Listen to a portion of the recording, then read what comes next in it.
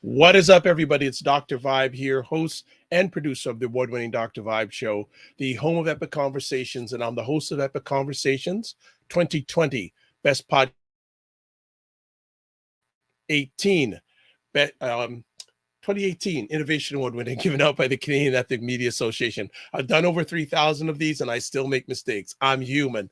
And also, I host the only online conversation in the world that is for dads and fathers. It's sponsored by Dove Men Care. It's also co-sponsored by Dad Central, Canada's national fatherhood organization. And through that collaboration last year, I was able to connect with directly or indirectly over 100,000 fathers around the world. So as always, I like to say you're blessed, highly favored, a magnet for miracles, and a solution for someone's problem. And we have some new friends coming on the Dr. Vibe Show tonight. But let's give a little background before we bring them up.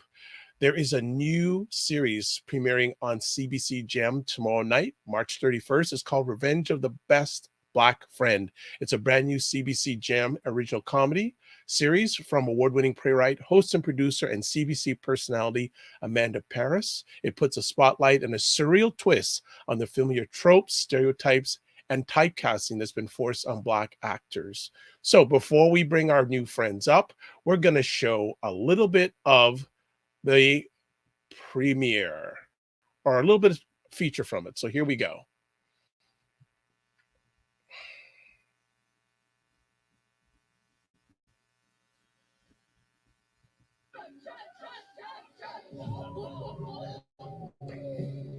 What was that?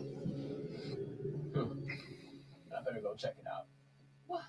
I'll be cool. Be right back.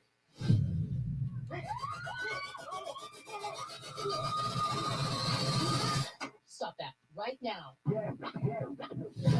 Countless Black actors, just like you, have experienced the trauma of being reduced, erased, and replaced in the movies.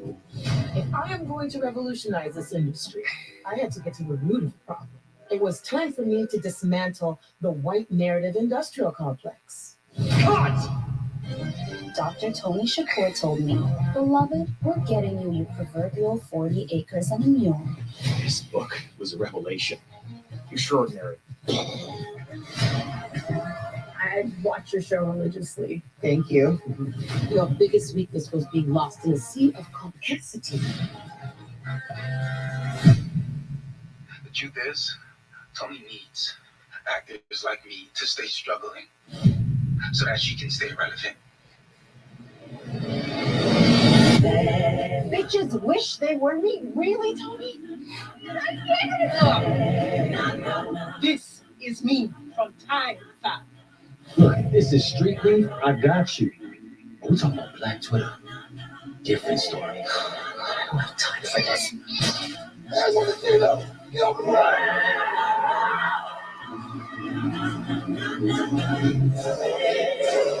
Listen, Toni, I've got some blades in the car, a little firepower. If we really want to take this to the next level, really, really get that. What?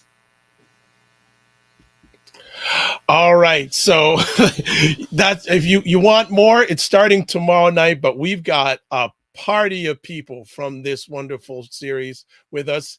We got 4 of them. We got 4 of them in the house. Good evening, family. How we doing? We are blessed and highly favored. That's how we're doing. Wonderful. Wonderful. We like it. We like it.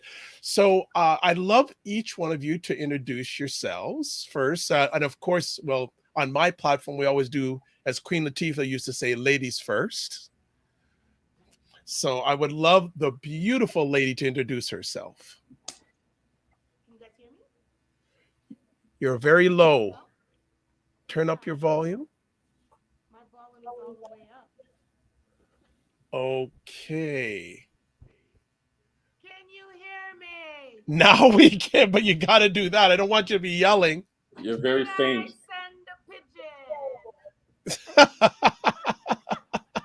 You're very faint. You're very faint. Oh. Yeah, I don't know what to do. I don't know. Is there any way you can turn up your volume at all? Your mic volume? I have.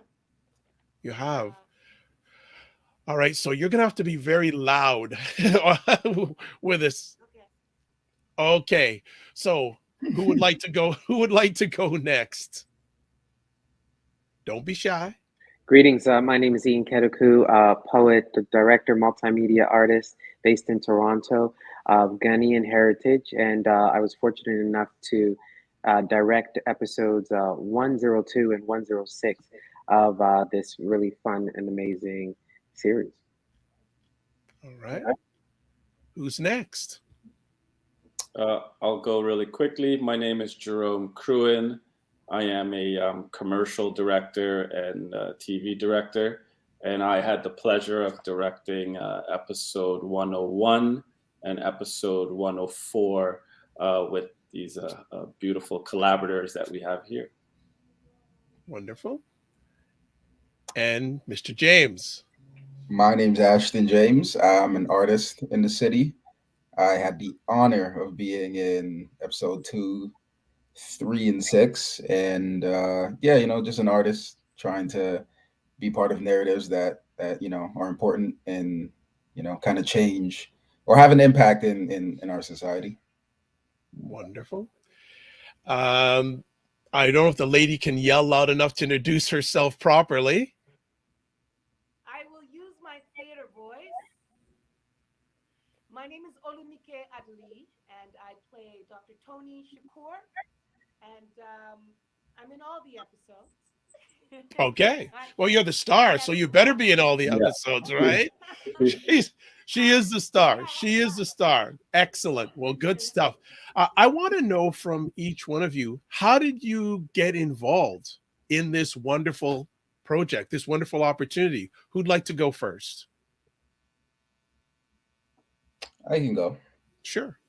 So, I got an email from my agent and, they sent me the audition. And I try not to look at names when I get these auditions, but I seen Amanda Parris and I immediately was like, oh, I have to do this. Okay. So I just did the audition, and it's funny. I was with a friend. They wanted me to take some redirects and try and hit the comedy a bit more. And I was with a friend, and I was just explaining to him like the situation, and he goes, "But you're not a funny guy." And I'm like, okay. Like, you're the friend I come to if I want like advice or like, inspiration, but you're not funny. So, that happened. But then, I just did the audition, and as fate would have it, it turned out, and here we are. Okay, great. Who's next?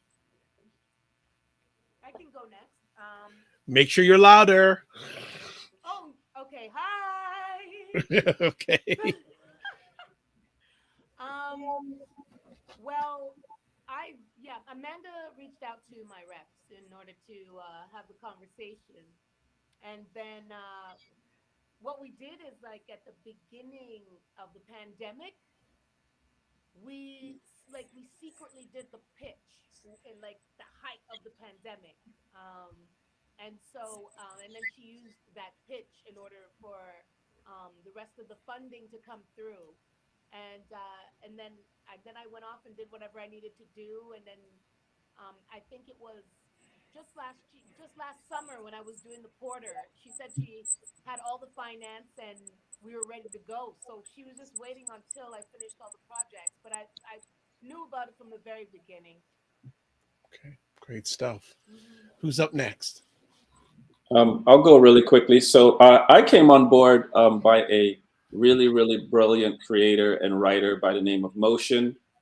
I had the pleasure of directing a short film that Motion wrote, which was part of a CBC program as well called 21 Black Futures. And Motion recommended me to Amanda and the rest of the producers and creative teams on Revenge of the Black Best Friend, and somehow they liked my work, and somehow, and I was like, you know what, I'm available, guys, holla at me. Okay. And boom, I showed up on set, and I pointed some cameras, And Nice. Oluniké did all the heavy lifting, and I smiled and encouraged everyone to the finish line. And the rest is history. Wonderful. Wonderful. Ian, how about yourself? I'm not too sure of what sort of conversations happened in the back. I A lot of my directing work and production work is in animation and in poetry, and I'm very familiar with Amanda Parris. Been a fan for such a long time. Consider them a kind of distant, silent mentor of mine, as well as Motion. I Within the poetry and spoken word scene, Motion is a trailblazer Yes. and a legend, and so I've always been able to look up to these two women as really great artists and opportunity makers for a lot of people of color that are looking to get into the industry. And so when I got the call, heard the names, I had to jump right on with the project, and I'm really glad that I did. Oluniké, I'm going to ask a favor. I'm going to ask you to log out and log back in to see if that resolves the audio issue. So if you can log out and log back in, we'll see if we can resolve that. So, gentlemen, what made you, of course, Amanda, Motion, definitely attract you to this project, but was there anything else that got you saying, I want to do this or I have to do this? If I may jump in really quickly, the opportunity to work with talented creatives that look like me, I'll be honest, it's happened only once. The one time where I worked with Motion almost a year ago. So it never happens. And that opportunity to once again collaborate with other creatives that look like me, that come from diverse backgrounds like me, we speak the same language, was very attractive to me. And then upon reading the scripts, they were so well written, so imaginative. It's like, how could you not want to do this? Like, I was like, sign me up. So for me, it was really easy. It was just, everybody that was involved, and also just to collaborate with like-minded individuals. And also, I'll say, to tell stories that normally don't get told, that, I haven't seen from this lens and this perspective. I haven't seen it, and I watch a ton of TV and movies. Mm-hmm. So yeah, that's my take on it. Who else wants to jump in on that? What attracted you, other than Amanda and Motion, to this wonderful project? So there's right now there's a somewhat of a Black renaissance that's happening within the industry, North America, Europe, and with that happening, you're getting a lot of stories. Broadcasters, different networks are looking for these rich, authentic stories, but oftentimes you don't see those stories as a representation or having the kind of insight that this show has. And the show, when it deals with comedy, when it deals with satire, is also playing with layers of understanding the Black experience, in particular, the Black artist or creative experience, which, is something that, it's kind of Inception-like, right? We're working on this piece, but we're also living the lives that this piece is speaking to. And so I thought that it's a great opportunity for some commentary. And I thought that the time is really right for it. Also, the opportunity to work with, Canada's biggest broadcaster, the CBC. I think I always love that opportunity because, there's a machine behind the broadcaster that ensures that, some people are going to enjoy it and some people are going to watch it. And so, that's one of the goals, is that, in fact, just with the recent promo, you post things on the social media or what have you, people are so excited. They see the trailer, they're excited. They see the posters, they're excited. So it feels as though, the inclination that I had, and I think that many of the creators had, is that this is the time for these kinds of stories. And so it just seemed like really great timing to be involved. Okay. Let's give it another try. Let's see if you're better this time. Can you hear me? Oh! Woo! I changed my device. All right. But it's so now weird. let's give yourself a proper introduction now, because the last time we couldn't hear you. So let's give a proper introduction. Okay, my name is Oluniké Adeliyi. I am of Jamaican and Nigerian descent. I'm an actress, and I am the main character of the Revenge of the Black Best Friend. I play Dr. Toni Shakur, and I had a really, really, really good time doing this. All right. You're sounding so much better. So much better. Fantastic. Just another question for you. Other than Motion and Amanda, what attracted you to this project? Because you've done a number of great projects. Yes. Well, what it was the duality of the character. Because she is a Renaissance woman in her own right. She's taking the world by the balls, or in the palm of her own hands, right? And in a way that she wants to help a community of people, her Black community of people. But it's very hard to get away from the other side, which is making money from your own people. And so it could be seen as exploitation. I see it as one hand helps the other. You know, why shouldn't I have an empire? But it was important for me to be able to realize a character that was multidimensional. And that's me. I just love characters that swing. You never know what they're going to do, and there's a yin and a yang in them. And to me, it creates the humanity of a character, of a person. And so when I see all those little dimensions and gems, definitely, because then I know I'm not going to be bored. Okay. Fantastic. Anyone else who I didn't get to answer that question other than Amanda and Motion? Ashton? I didn't, but yeah, go ahead. It's just, I find, like, as an actor, when you don't get, like, I didn't get all the scripts until I had got the job. So to just see episode 2 as a standalone, to just see the idea of playing a character who got to go through a range of things, that it wasn't just this idea of getting to do one thing. Like, I feel like Tay goes through such a wave in episode 2 that I just thought it would be fun to do, and to just get to explore comedy more, and, you know, to not always feel like the work has to be like some deep, serious, meaningful stuff to be deep and impactful. Great. Thank you. Oluniké, I want to ask a question, two-part question for you. A, had you ever played a character like this before? No. Okay. And B, for our audience, tell us your character. Give us a description of your character, so we give them a little teaser before they start watching tomorrow night. What is the doctor all about? Well, she's all, you know what it is.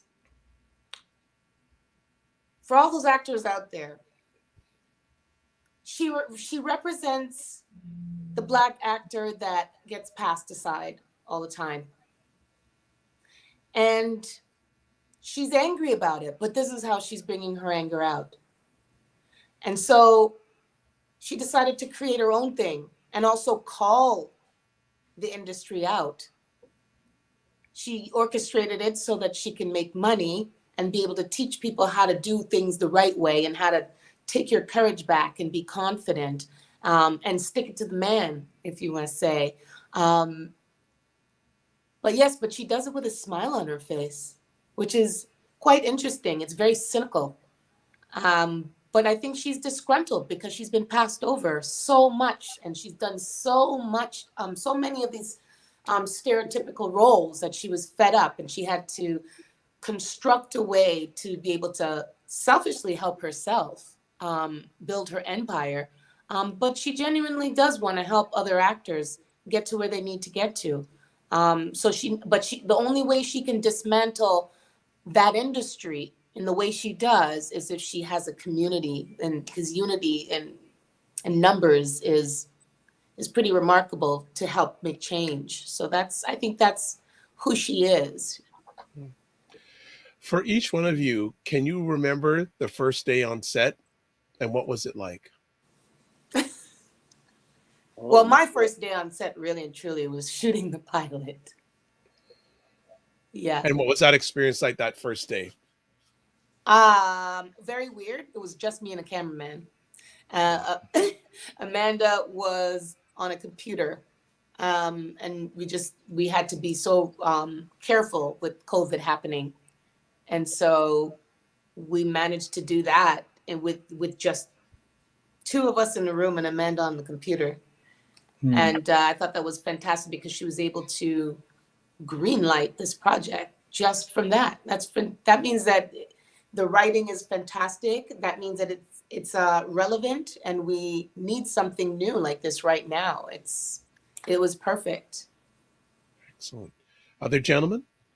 Yeah, I think we shot perhaps the last episode first. So I think that I was there on the first day of shooting. And so, there's a lot of different energies around. In fact, many of the cast and crew were just coming off of COVID. So, with the COVID pandemic, the industry, some places took a back seat, some took a standstill, others were doing everything online. And so for many of us, it was our first time seeing that many people in a space, and the first time kind of working, on a project of this scale in person with other people. So there was a lot of different frequencies and excitement happening around that time.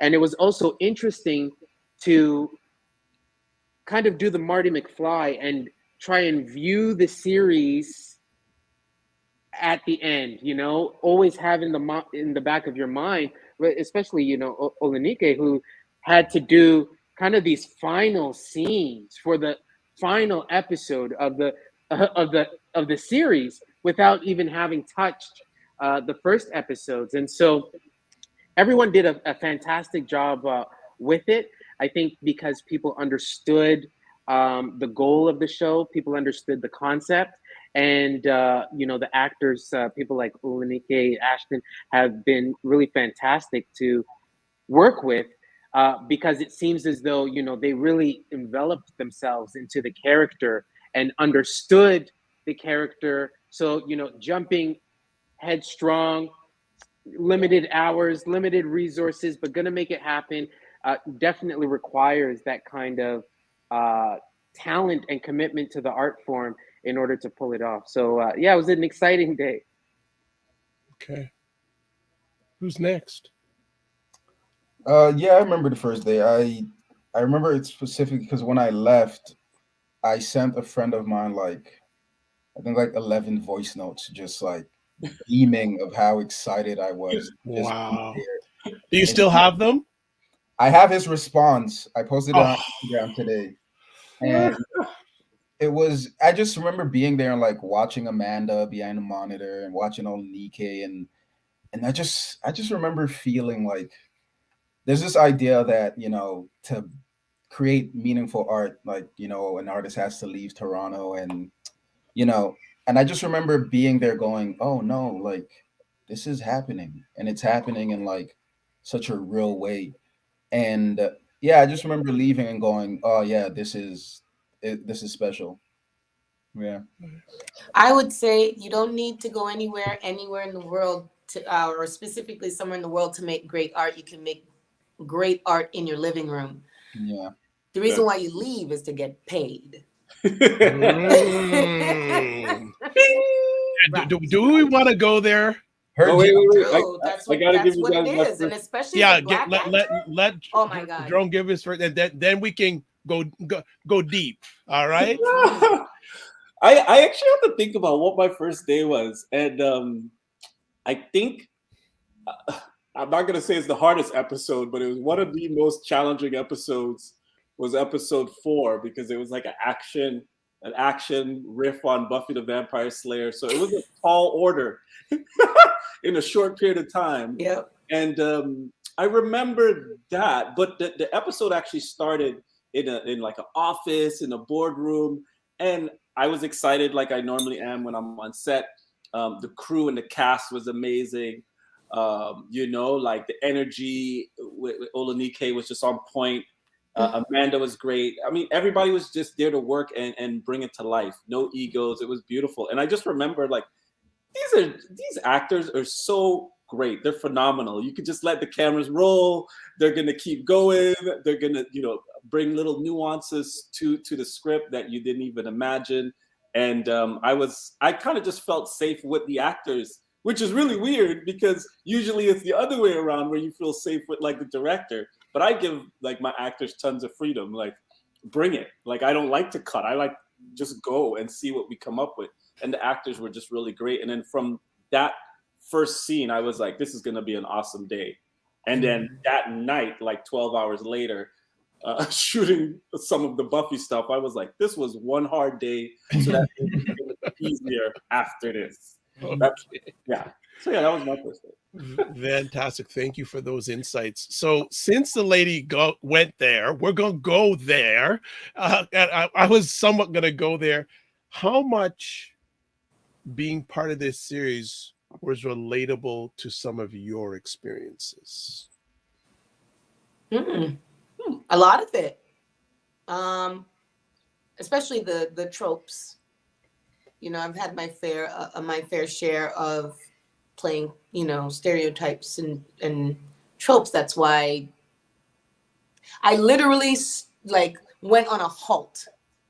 Wow. I went on a halt, like end of 2019. I was like, I'm not doing any of this anymore.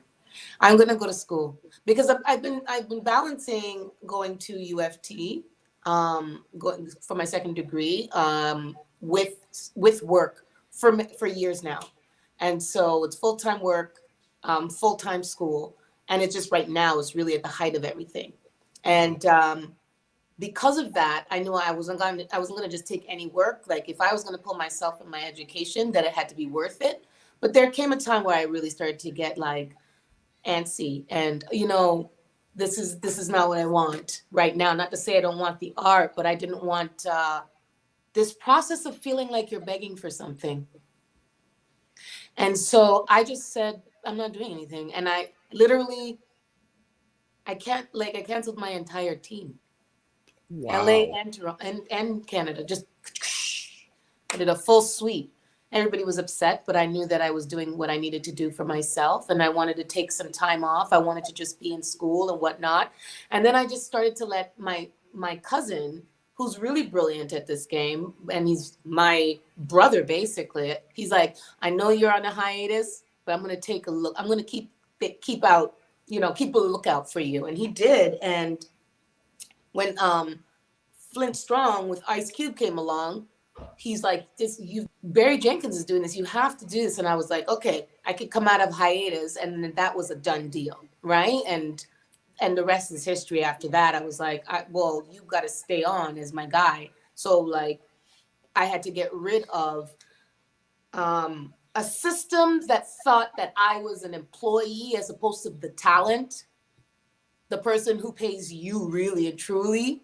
I had to get rid of the people who didn't believe in me, because I mean, I believe in me first and foremost. I'm my biggest fan, but I need you on board. Like, I need you to show up. Like, if I said we got to dress in all black and like go and deal with something, I need to know that you're my road dog. And so, and that comes with also having a voice in something. When you have your voice, my voice needed to be intact even more so. And I find when I finally did that sweep, I was shocked to the core, because I also thought, what am I going to do now? But what happened was I finally chose myself completely, and I knew what I wanted. And the team that I built now, they all have the utmost respect, and they ask me questions first before trying to decide for me, because I know what's best for me. And so I think that's the difference between when you're in Canada too and when you're in America, because everyone answers to authority in America, and it's time for us to do the same. Yeah. And then I honestly believe, with Black actors, we have so much to offer. We have so much content. No two Black actors are the same.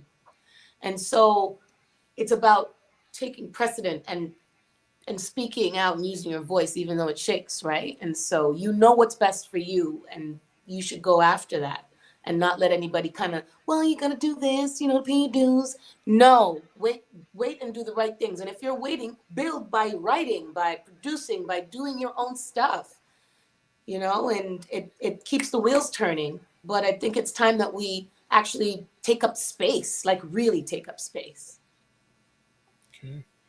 Gentlemen, how much was this project relatable to your experiences, if at all? If I may jump in really quickly, the only, not only if I'd say the only thing, one thing that stood out that was relatable is the pitching process, because I have been writing for a while, and I pitch. I have a writing partner, and we pitch to different broadcasters or agents in the States, and that you know, pitching scripts is it's a marathon, and it's no overnight sensation. So I totally totally get the reference that you made about Inception, because when I was filming that scene in the boardroom, I was like, I've been there. I've been on those Zooms, and I get that it's this weird type of dichotomy of like when we're being spoken to or not recognized for certain things. So that was very relatable for me. Other two gentlemen? I guess on a certain level, I think specifically for Tay, it seems like he's in a space where he had to like do all the jobs that were available to him because there wasn't many. And I can't say I relate. I say no quite often, but I feel like I'm only in that space because of the work that the people who come before me have done to kind of change the type of auditions that I even get to begin with. So, you know, I can't say I directly relate, but I understand. And you know, I think it's a testament to those who come before that I don't directly relate, so to speak. If that makes sense. Sure. Yeah. Ian? Yeah, you know, I think what makes this show, 2 nights ago, they had a wonderful premiere party at the Paradise Theater. And it was great to listen to the audience and see and hear, you know, people who worked on the show. Me, for instance, I've only seen the 2 episodes that I worked on. And so I was able to see the other pieces of the series. And there was laughter almost wall to wall. There were comments and reactions and engagement from beginning to end. And I think it's just a testament to how relatable a lot of these jokes or nuances actually are. I think a lot of the program is understood by a Black audience, but also an audience of color, but also a stat quo white audience. I think that the topics and the themes that are explored throughout the series do this really great tightrope dance of providing insight and messaging while also showing the stereotype or the trope in all its flaws and all its beauty and all its ridiculousness. And so I think that that's what makes the series, I think, engaging and interesting. But, you know, so many elements that I could relate with. You know, I grew up on Buffy the Vampire Slayer. And, you know, rarely do we think about how white, you know, with the exception of Blade, how white these characters really are. And we love these characters, you know. In that episode, there's a Black Harry Potter-ish kind of character. And, you know, where's our school? You know what I mean? It's either Hufflepuff or Gryffindor or whatever. But I feel like, you know, witchcraft, but spiritual magic, you know, has its roots in right, West Africa, Haiti, you know what I mean, New Orleans. But yet, you know, all we see on TV is like Angel or Buffy or what have you. So that's really great. I was able to direct the episode where Dr. Toni Shakur is facilitating her talk show, the Dr. Toni Shakur show. And, you know, the inspiration, I didn't realize how much I grew up on, you know, Jenny Jones and Donahue, Oh, wow. and, you know, old Montel Montel and Oprah, all these things, everything from the color palette to the approach. You're pulling out Jenny Jones? Bruh. What's her name? I didn't Ricky realize. Lake. Sally Jesse Ricky Raphael. Lake, Yeah. Sally Jesse Raphael. Come on. Come on. These things were staples in our childhood. You know, these people kind of raised us. Uh-oh, Jerry someone's Springer. Let's not Springer, forget about you gotta Jerry throw in. You Springer. gotta throw in Springer. So it was really fun to get into that bag and kind of relive some of those moments, and definitely something that, you know, I think Black families can relate to. You know, at a certain time of the day, you know, this was the programming, and it was real programming. You know, sometimes even I was going back and watching some of these old episodes, real issues, right? You know, race, gender, sexuality, all of these things are brought up during these programs. And so when Dr. Toni Shakur brings Tay Black onto the program, there's a lot of surprises that happen. Oh, yeah. And I think the audience will be super excited to go through that emotional journey. Oh, definitely. Question for all you. What was a special moment during this journey that you will never forget? I know there were many, but just pick one that it's a really special moment for you when you went through this journey. On my first day, there was like I think we're on lunch or something, but Oluniké and Amanda were like just talking to me, and I was just standing there, you know, just listening, and it just felt so like I just felt so loved, and I just felt like really seen, and that's not something that I find is easy. Like to make someone feel seen just by, you know, conversation. So I hold that one dear. Fantastic. Who's next? There's so many. Pick one. Pick the first one that comes to your mind and your heart. Monday, when they had the premiere at the Paradise Theater,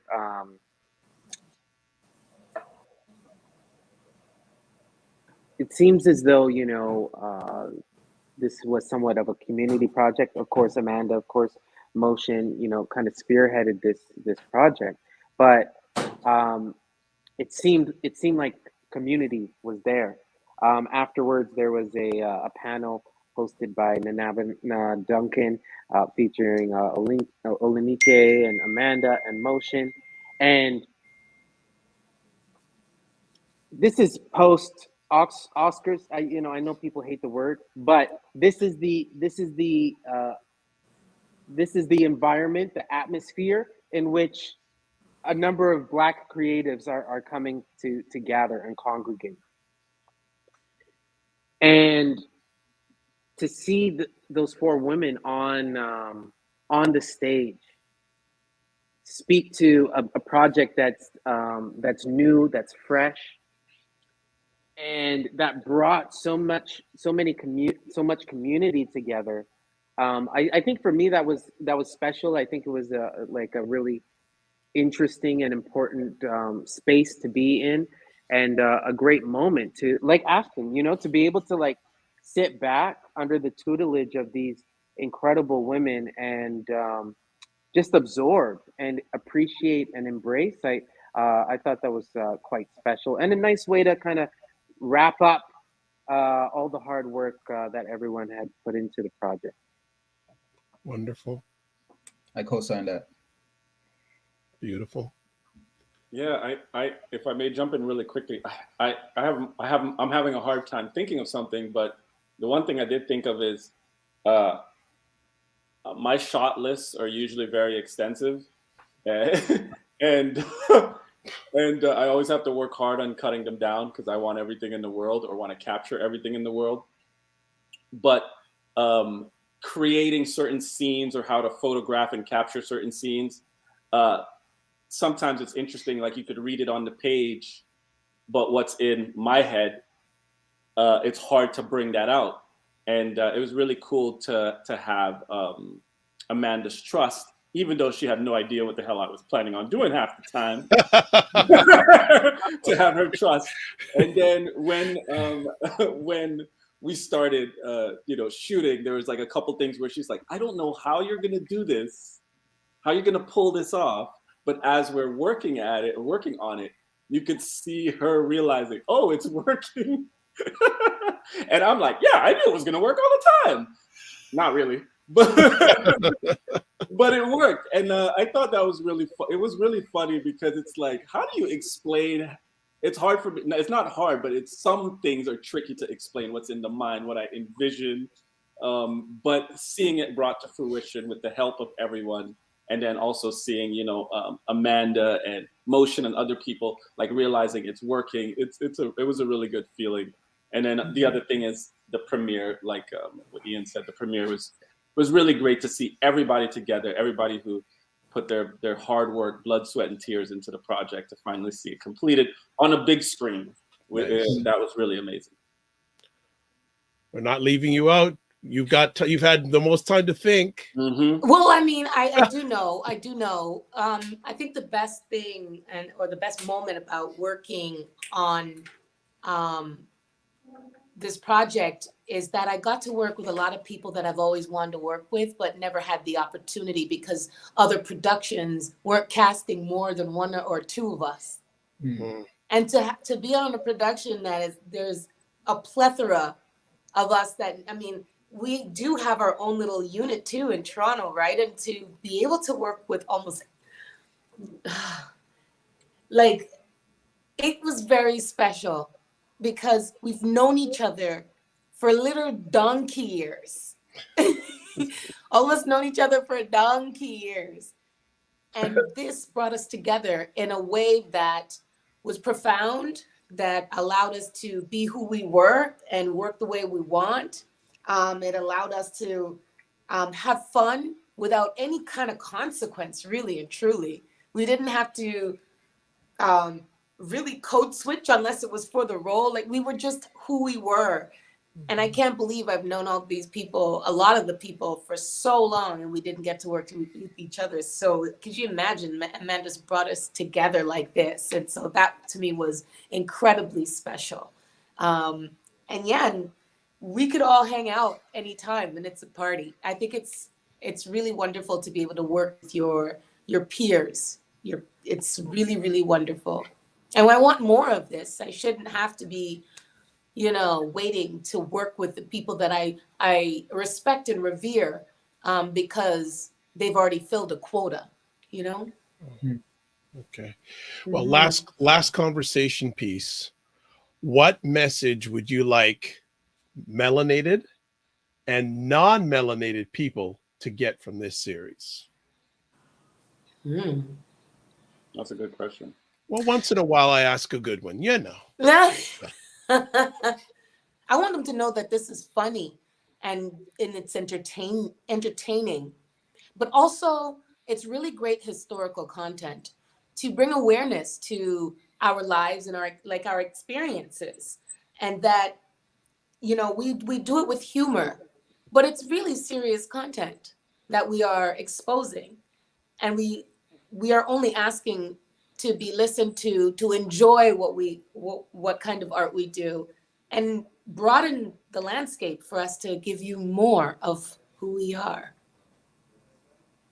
If I may jump in, brilliantly said, Oluniké. If I may jump in really quickly, for melanated people, I would say strength in numbers, work together, come together, create together. For non-melanated people, I would say cast more than one person of color, or two, or three, or four, or five, because we are very, very talented in front of the camera and behind the camera. Yeah, that's it. Oluniké said something about seeing more of us, and I think that everyone who's watching the show enjoy the show. But then, if you want to push yourself further and experience the multitude of uh, entertainment, information, knowledge that comes from the individuals who have worked on the piece, you're gonna find a mountain full of gold. Oluniké, for instance, is on one of the greatest programs ever to come out of this country, The Porter. And so the connection there is a connection there, right? Jerome doing so much incredible things, a lot of great projects. Ashton's work, make sure you check it out, right? There's a lot of things that happen. And so for non-melanated people, part of the work, if you're interested in that work, is to seek out the works of these collaborating artists. And all that information is at the end of every episode.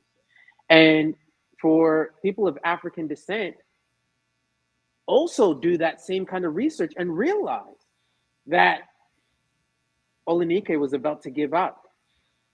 Ian Keduku comes from a world of poetry. Your dreams are possible. They're within your reach. And let this group be an inspiration to you. Motion, Amanda Parris. If you can read about where the story came from, right? A video camera and Oluniké in a room. It's possible. If you think it is possible, it is absolutely possible. The other day, Nanaba Duncan was talking about how one of their children used Oluniké as their Black History Month character, not Wow. character, but figure to cover for Black History Month. These are not only creatives, not only actors, these are, role models, people who you can be inspired by, people you can be mentored by, people you can reach out to, and, they'll probably be okay with answering a couple questions for you or, making a call. So, for melanated people, I hope that it serves a purpose beyond the laughter, but the laughter is enough. Okay. Last words, Mr. James. I don't know if I'm smart enough to answer this question, but I mean, I just think that you deserve to be seen, to us, and then specifically, but also like from Tay's perspective, also know that we don't need validation from anyone else to experience art, experience our lives, or just experience the journeys we're on.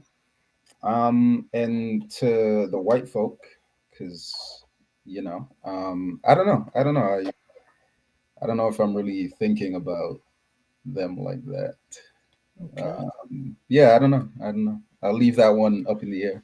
No It's problem. good. That's good. All right. Well, Oluniké, Ashton, Ian, Jerome, first of all, thank you for taking time out of your positive, productive schedules for us. Thank you for everything you have done, are doing, and will be doing. It also goes out to Amanda, Motion, and everybody that was involved. Thank you. I am excited to watch this. It's on starting tomorrow night. If you're watching this live, it's March 30th right now. It starts tomorrow night on CBC Gem. Also, if you want to find out information social media wise, there is all the information social media wise. So thank you all. Remember to give yourselves grace, and not only to manage your time, but manage your energy. Amen. All right. Thank you so much. Amen. Have an outstanding evening. Hope to see you all very soon. Thanks, Dr. Vibe. My pleasure. My honor. Thank you so much. Have a good one. Love.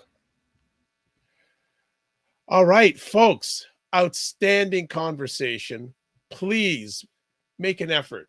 We just spoke with all of them, and there's many more that are involved. It premieres tomorrow night on CBC Gem, and I've seen some stuff. It is good stuff, and it makes you think, Yes, there's a lot of comedy, but it's smart comedy. All right. If you want to catch more of the Dr. Vibe show, there's my website address, there's my email address, there's my Facebook handle, there's my Instagram handle. Thank you for taking the time to watch this live on the replay. As always, I'd like to thank everybody who watches whenever they have time. It's appreciated. So we're going to finish up with this. Live your life as a dream. If you can dream it, you can make it. Sometimes you have to get small to get stronger. Block assumptions, then aim bigger, aim better, aim higher, aim wider. Love, faith, and respect. And remember to give yourself grace. God bless. Peace be well. Keep the faith. And again, remember not only to manage your time, but manage your energy. Take care, everybody.